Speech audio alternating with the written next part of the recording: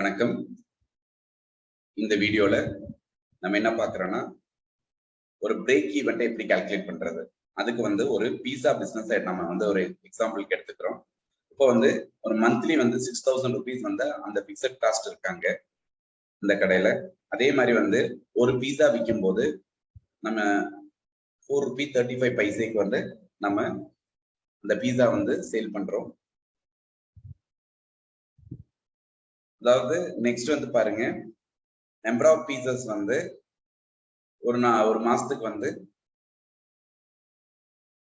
1380 விற்கிறோம். அப்புறம் profit per month 3 rupees தான் வருது. பெர் பீஸாக்கு 3 ரூபீஸ் தான், மொத்தம் 3 ரூபீஸ் தான் வந்திருக்கு. சரி, இது எப்படி கால்குலேட் பண்ணிருப்போம் அப்படிங்கிறது உங்களுக்கு தெரியும் இல்லைங்களா? இந்த ரெண்டையும் மைனஸ் பண்ணிட்டு, அதாவது இந்த ரெண்டும் மல்டிப்ளை பண்றோம். ஒரு பீஸாக்கும் எவ்வளவு பீஸா விற்கிறோங்கிறத சொல்லி மைனஸ் பண்ணி டோட்டல் எக்ஸ்பென்சஸ் இப்போ பார்க்கும்போது அவங்களுக்கு வெறும் 3 ரூபாய் தான் என்ன ஆயிருக்கு, ப்ராஃபிட் வந்திருக்கு. இப்போ நம்ம பார்க்கலாம் எவ்வளவு வித்தா எப்படி வித்தா நம்மளுக்கு ப்ராஃபிட் வரும் அப்படின்னு பார்க்கலாம். ஓகே, சோ அத பிரேக் ஈவன் கால்குலேஷன். பிரேக் ஈவன்னா என்னன்னா நோ லாஸ் நோ கெயின் அப்படின்னு சொல்லுவோம்.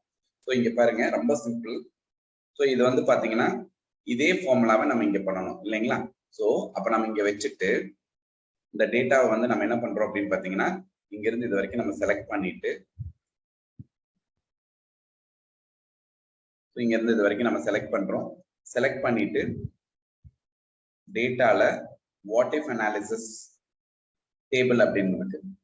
இன்புட் ரேஞ்ச் பாத்தீங்கன்னா ரோ இன்புட் செல் என்ன அப்படின்னு பாத்தீங்கன்னா ப்ராஃபிட், ஏன்னா அது அதுதான் ரோல மேல இருக்கு.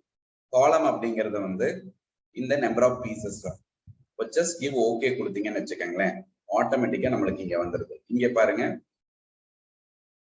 ஸோ இந்த மாதிரி நம்மளுக்கு வந்துடும்.